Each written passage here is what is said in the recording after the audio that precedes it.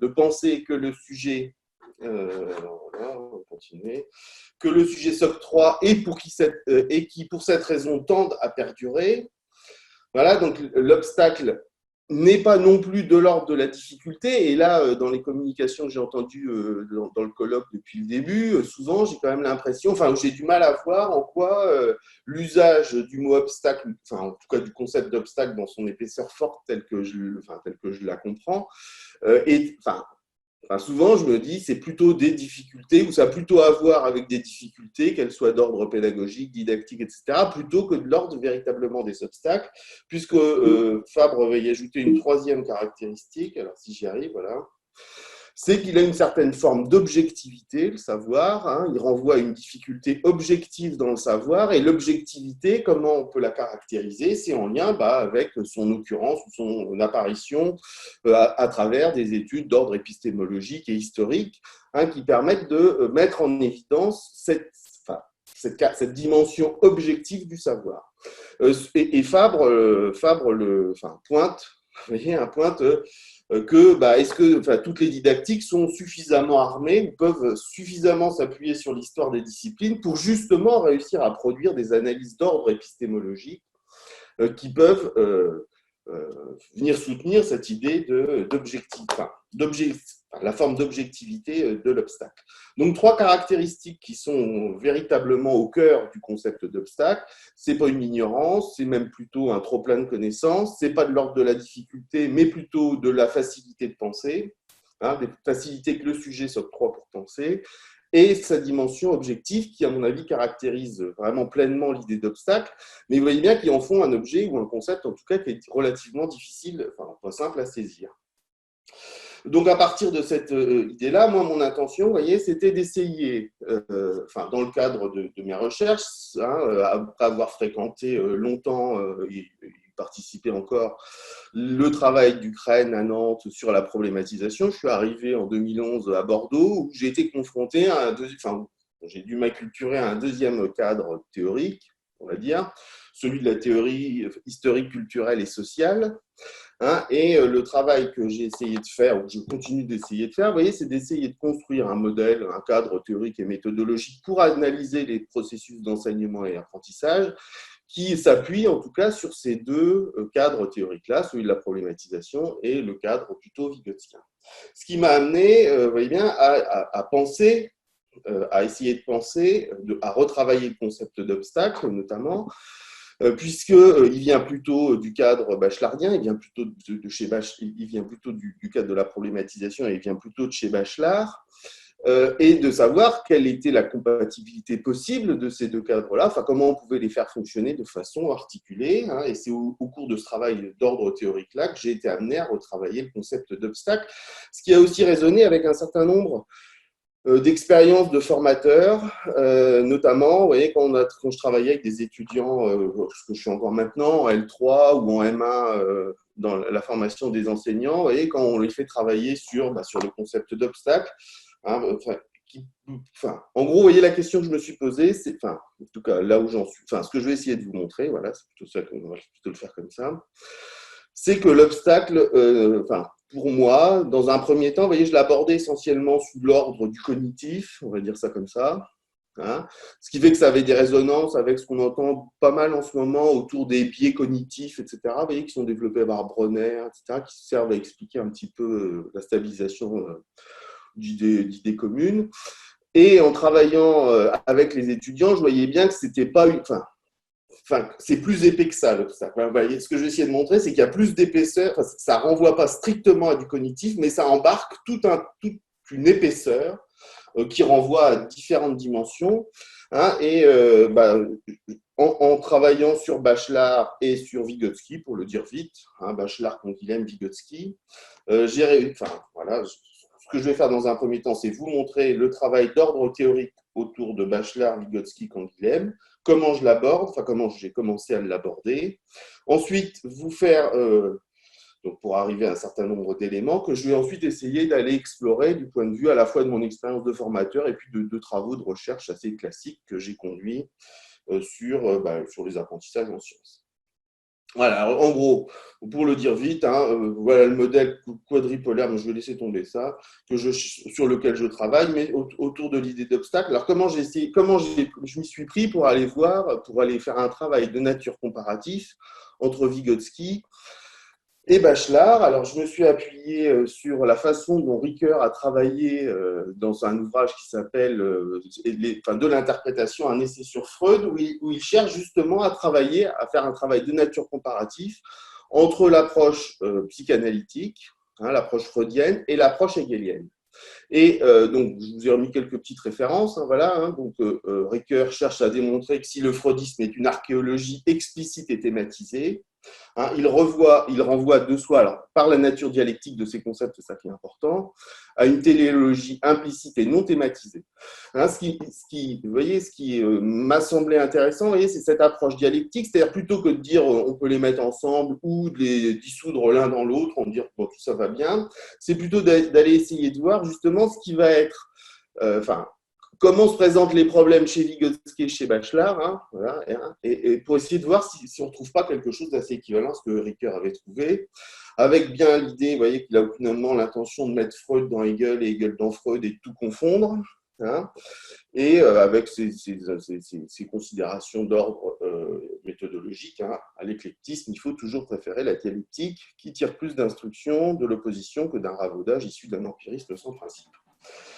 Alors, Ricoeur continue en disant que si la phénoménologie de l'esprit était seulement une téléologie et si la psychanalyse était seulement une archéologie, les deux approches seraient simplement en opposition. Hein, et pour réussir à sortir de l'opposition, d'un point de vue dialectique, il faut essayer de montrer que ces deux disciplines, donc la phénoménologie de l'esprit et la psychanalyse, sont deux disciplines de pensée considérées en elles-mêmes et pour essayer de retrouver que la question de Freud est dans Hegel, afin de comprendre comment la question de Hegel est également dans Freud. Donc c'est bien ce type d'approche que j'ai essayé de m'exercer, en essayant de répondre à ces questions-là. À quel problème s'attaquent Bachelard et Vygotsky? Alors, sachant, vous voyez, pour un didacticien, c'est intéressant, puisque aucun des deux ne s'intéresse frontalement aux questions d'éducation. Hein. Il y en a un qui est épistémologue, historien des sciences, et qui développe des réflexions sur l'enseignement des sciences, et Vygotsky qui s'intéresse au développement des élèves et qui développe aussi des considérations sur ce qu'il travaille à l'école. Par rapport à ces problèmes, quels sont les concepts qui peuvent entretenir une relation dialectique selon la logique, vous voyez, thématisée, explicitée versus implicite, non thématisée. Voilà.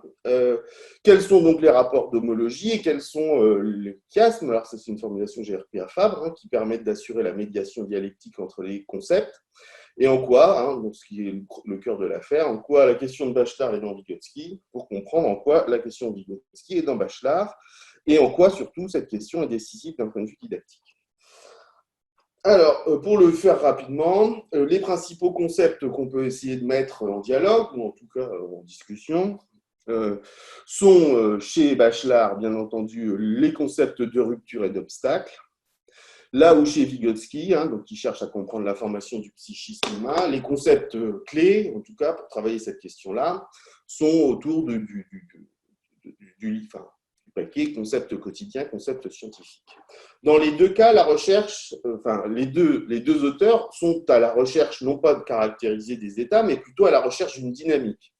La dynamique chez Bachelard prend la forme d'une psychanalyse de la connaissance, comme il nous dit en 1938. Toute culture scientifique doit commencer, comme nous l'expliquions longuement, par une catharsis individuelle et affective. Ces remarques pourraient d'ailleurs être généralisées. Catharsis individuelle et affective.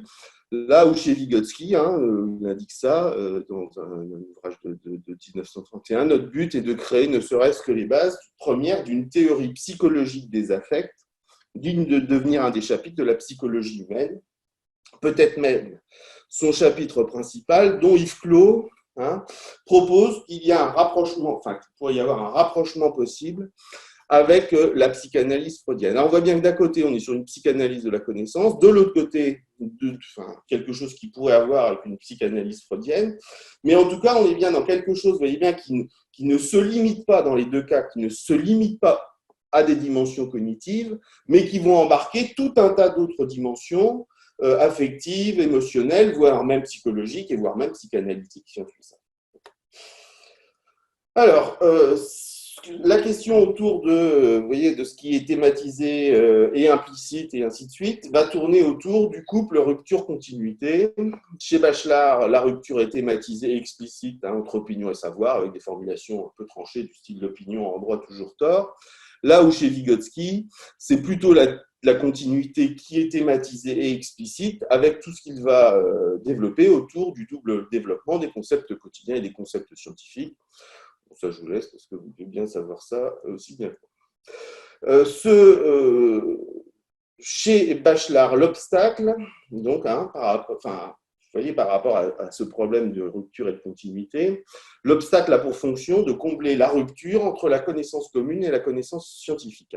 Le cours nous dit que l'obstacle, il fonctionne à rebours du nom de Bachelard, de la philosophie du nom, et permet donc de rétablir une continuité, là où le travail de l'obstacle va justement être de réussir à assurer une rupture entre la connaissance commune et la connaissance scientifique. Donc chez Bachelard, la rupture est bien thématisée, mais en même temps dans la philosophie du nom, Bachelard évoque l'idée de profil épistémologique, c'est-à-dire que chez un même individu va avoir plusieurs niveaux de conceptualisation d'un même concept à sa disposition, dont l'enjeu, en tout cas là, en termes de psychanalyse de la connaissance, va être de savoir quel est le niveau, vous voyez, quelle est la formulation du concept qui est la plus adaptée au contexte dans lequel on va se situer. Donc il y a bien chez Bachelard une thématisation, vous voyez, de l'idée de rupture, mais en même temps, d'un point de vue un petit peu plus implicite, la présence d'une certaine continuité psychologique chez l'individu qui a à sa disposition. Il fait ça sur la masse dans la philosophie du nom, Bachelard pour lui-même. Donc on a une continuité implicite et non thématisée. Chez Vygotsky, alors j'ai indiqué que ce qui était thématisé et explicite, c'était la continuité, même si dans l'histoire des fonctions psychiques supérieures, on trouve des formulations, vous voyez, de celles que j'ai ramassées ici. Il s'y produit une collision entre l'ancienne ligne de... Alors, c'est quand les concepts scientifiques sont introduits. Il y a une collision entre l'ancienne ligne de développement et celle qui commence avec les signes scolaires. Nous ne pouvons nous représenter ce développement comme suivant une ligne droite. Ça va, donc vous voyez, la continuité, ce serait bien cette ligne. Mais il y a là bien des sauts, des changements brusques de direction et des tournants qui renvoient, en tout cas, tel que on peut, notamment dans l'histoire, dans le dernier ouvrage paru de Vygotsky, dans l'histoire des fonctions psychiques supérieures, il y a bien, quand il s'intéresse à certains apprentissages, là c'est autour de l'apprentissage des mathématiques, il y a bien quelque chose qui renvoie à une idée de rupture qui reste implicite et non thématisée. Donc, le travail que je fais, vous voyez, est autour de cette idée de rupture, enfin de dialectique entre rupture et continuité, avec quelque chose qui me semble intéressant dans le mouvement un peu de psychanalyse de la connaissance, voire de psychanalyse freudienne, avec l'idée, vous voyez bien que la construction du savoir, enfin, ou en tout cas une fonction du travail d'apprentissage scientifique serait de construire une certaine surveillance intellectuelle de soi par soi-même, on trouverait plutôt chez Bachelard, ou une surveillance intellectuelle de soi par les autres qu'on trouverait chez Vygotsky, sachant, vous voyez bien que le lien qu'on pourrait faire entre les deux, c'est que si on applique la loi du passage de l'interpsychique à l'intrapsychique, pour réussir à construire une surveillance intellectuelle de soi par soi-même, il faut d'abord, dans un premier temps, la vivre dans l'interpsychologique, et avec cette surveillance de soi par les autres.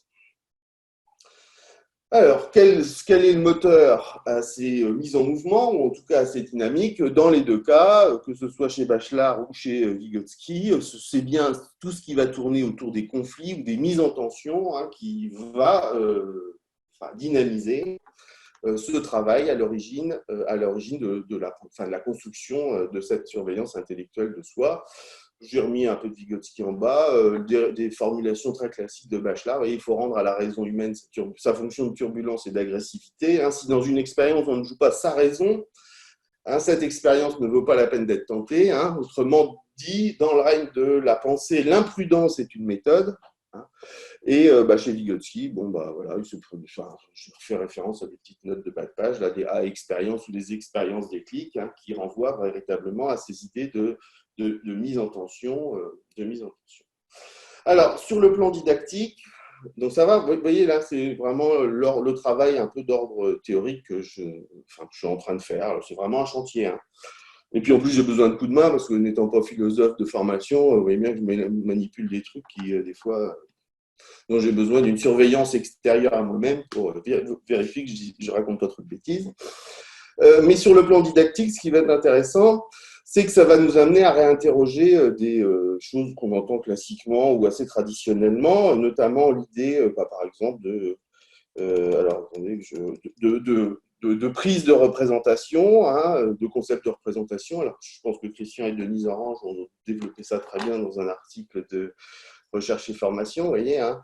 Il ne s'agit pas pour les enseignants de prendre les représentations comme un moment classique qu'on fera en début de cours pour faire plaisir aux formateurs ou à l'institution, hein, mais bien de mettre au travail les représentations des élèves, notamment si ces obstacles ont un rôle relativement important, notamment, alors, le couple représentation-obstacle, je vais le dire vite, hein, c'est-à-dire, enfin, tel qu'on le pense en tout cas, les obstacles, en gros, sont des choses plus transversales qui viennent stabiliser en profondeur des représentations qui, elles, sont liées à des objets de savoir particuliers, hein. Hier, j'ai entendu Denise Orange parler de raisonnement linéaire causal, qui était un obstacle, par exemple, à tout un tas d'explications, que ce soit en biologie, en chimie. Ce qui fait que l'obstacle, vous voyez, est plus en profondeur et plus transversal, et ce problème du raisonnement linéaire causal va à la fois réapparaître, s'actualiser quand on va travailler sur la fusion partielle, enfin sur l'origine du magma, mais aussi s'actualise quand on travaille sur la digestion, par exemple, où les élèves ont du mal à penser qu'un tuyau soit à la fois perméable et en même temps imperméable. Voilà. Ils pensent que c'est l'un ou l'autre, mais que ça ne peut pas être les deux simultanément. Donc, si ces obstacles sont au cœur de la construction, la construction des savoirs scientifiques, vous voyez bien qu'il ne va pas s'agir simplement de faire émerger la représentation des élèves, mais bien de les mettre véritablement au travail. Deuxième chose, et c'est là que je vais commencer à dire pourquoi je passe d'épistémologique plutôt vers anthropologique, c'est-à-dire que dans ce que je viens de dire, vous voyez bien qu'à la fois chez Bachelard et chez Vygotsky, il y a quelque chose qui relève d'un engagement plus important du sujet qu'un engagement strictement cognitif, mais que ça transporte, enfin, que ce travail sur les obstacles, qui renvoie soit à de l'ordre de la psychanalyse de la connaissance, soit à de l'ordre d'une psychanalyse un peu plus freudienne, en tout cas, vous voyez bien que ça engage, ça emporte tout le sujet. De ce point de vue-là, Canguilhem, dans un article sur le concept de vie dans l'Encyclopédie Universalis, vous voyez, dit des choses de cet ordre-là, hein. Il dit pour l'anthropologie contemporaine, instruite par la psychanalyse et l'ethnographie, on ne peut considérer les obstacles à la science autrement que comme des contraintes obsessionnelles qu'un paléopsychisme impose d'avance et indistinctement aux entreprises de recherche d'une pensée à la fois curieuse et docile. Il y a donc, vous voyez bien, hein, il y a donc dans l'idée d'obstacle, soit il y a bien des dimensions d'ordre cognitif, mais il y a aussi d'autres dimensions, hein, qui renvoient à ce que l'ensemble des sciences humaines s'intéresse, c'est-à-dire il y a bien des dimensions qui vont être liées aux formes langagières qui sont à disposition des élèves, à la façon dont ils sont capables de s'exprimer dans différentes formes sémiotiques du langage, mais il y a aussi des choses qui renvoient à des choses plus profondes, vous voyez, hein, comme tous les fantasmes et tous les mythes qui vont être impliqués là-dedans et qui viennent donner une épaisseur que j'essaye de rendre compte en les qualifiant d'anthropologie. Bon. Et donc, ce qui va nous amener, par exemple, à revaloriser le rôle et la place des effets, des émotions dans les processus d'appropriation et de construction des savoirs. Et ça, je vais l'illustrer très rapidement avec des... Alors ça, c'est vraiment une expérience de formateur que j'ai faite régulièrement avec des étudiants, vous voyez. C'est-à-dire que quand vous demandez... Alors, vous voyez bien, quand on demande spontanément à des étudiants, alors là, on est sur des étudiants de première S. Alors, Marie-Noël, tu me dis si c'est bien 5e ou secondaire en Belgique, parce que je ne suis pas encore tout à fait au point. Hein. Oui, c'est ça. Quand on leur demande spontanément, vous voyez, de compléter ce schéma de la circulation sanguine, ils ont plutôt tendance à ajouter des organes plutôt en série. Ils l'ajoutent en série du muscle, là, ils vont positionner leur appareil. Bon, alors, ça, c'est des expériences. On peut faire ça pour travailler sur l'idée de représentation. Donc, ils se rendent compte que les élèves, enfin, mes étudiants en L3 de sciences de l'éducation ou en M1 pour préparer, pour devenir prof des écoles, ils font à peu près la même chose. Hein, c'est-à-dire qu'ils font la même chose que ces élèves de première S. Donc, ça permet de travailler sur l'idée de représentation et ainsi de suite. Par contre, vous voyez, à un moment donné, à un moment donné, on travaille sur le schéma, le vrai, le bon. Hein. Et là, on peut demander à des élèves de commenter ce schéma-là. Vous voyez, là, de leur demander d'expliquer sur la base de ce schéma comment il marche. Hein, et là, en formation, très régulièrement, vous voyez, voilà, tout va bien, donc le muscle il rejette des déchets, les déchets passent dans le sang, vous voyez ici, là, comme ça. Bon, et puis là, déjà, ils sont un peu embêtés parce que les déchets, ils ne peuvent pas les envoyer par là, vu que ça circule du bas vers le haut. Et donc, ils doivent envoyer tous les déchets produits par le muscle, dont, vous voyez, quand c'est en série, quand on se débarrasse vite fait des déchets, là, ça va? Le muscle produit les déchets, ça passe par le rein élimine les déchets, et tout va bien. Bon, ici ça se complique, vous voyez? C'est-à-dire, les déchets donc, doivent d'abord, vous voyez bien, si je suis passé par le cœur, alors ça, les étudiants, ça les chiffonne un peu, hein, et les élèves aussi, hein, envoyer des déchets dans le cœur, compte tenu, vous voyez, du symbolisme, en tout cas, de toutes les charges qui sont associées avec des cœurs. Alors après, il faut les envoyer dans les poumons, donc là, ça va pas beaucoup mieux. Hein, et c'est surtout la suite, c'est à la suite, ça repasse une deuxième fois par le cœur. Bon, une fois qu'on y est passé une fois, bon, il est repassé une deuxième fois, ça pose pas trop de problème. Mais là où ça pose un gros problème, c'est quand on arrive là. Parce que là, ils veulent envoyer les déchets vers le rein pour s'en débarrasser une bonne fois pour toutes. Mais en même temps, ils se disent bien qu'il n'y a pas quelqu'un ici qui dit qu'aux déchets qu'il faudrait absolument tourner à droite plutôt que continuer tout droit. Parce que si on continue tout droit, les déchets, ils repassent une deuxième fois par le muscle et ils vont repasser par le cœur, etc., etc. Donc ici, souvent, quand les étudiants ils arrivent à cet endroit-là, je vous assure que physiquement, sur leur tête, ça se voit qu'ils rencontrent un obstacle. C'est-à-dire que c'est pas seulement, ils viennent blancs. En gros, moi, j'ai une étudiante, je l'ai vue devenir blanche. Elle voulait absolument envoyer les nutriments par là, mais en même temps, elle voyait bien qu'elle ne pouvait pas les envoyer. Et donc, du coup, là, elle était véritablement face à un obstacle qui n'était pas uniquement d'ordre, vous voyez, de l'obstacle du style un biais cognitif, mais elle était véritablement engagée, enfin, il y avait vraiment plus que du cognitif dans la réaction que ça provoquait chez elle. Bon, ça, vous voyez, c'est des petites expériences en formation, vous voyez, que je vois depuis longtemps, mais qui me font penser quand même que derrière l'obstacle, c'est pas seulement du cognitif, quoi. Il y a plus que ça. Bon. Si on travaille maintenant alors, sur des petites études de cas avec des élèves. Yann, il faudrait conclure. Bah oui, alors je vais conclure vite. Très vite ici, on est sur le recyclage. Alors j'ai mis en évidence prenant des vieux travaux, des obstacles assez classiques. Le vitalisme, que j'aurais bien aimé discuter, hein, parce que le vitalisme renvoie aussi à deux. Enfin, vous voyez, imaginez que la matière organique et la matière morte ou la matière minérale sont des matières qui peuvent se transformer, et en lien avec tout un ensemble de mythes et de vieux mythes, hein, comme celui de la métamorphose, enfin des choses comme ça, hein, qui renvoient à des pensées mythologiques avec un certain nombre de fantasmes qui vont derrière. Bon, voilà, ça, je vais passer ça. Juste pour vous dire que tout ça, en gros, ça donne l'impression de comprendre. Soit au contraire, en gros, les obstacles sont plutôt de l'ordre, vont plutôt avoir des fonctions qui viennent plutôt empêcher de poser les problèmes ou empêcher d'engager des changements de contexte. Voilà, c'est ça que je voulais dire ici. Juste pour vous dire que sur le plan de la formation des enseignants, tout ce travail autour des obstacles amène en tout cas à travailler sur que les dispositifs, en gros, quelle que soit leur pertinence, ne suffisent pas à permettre aux élèves de changer de contexte, mais qu'il va falloir des gestes de l'enseignant très précis pour réussir à travailler à ça.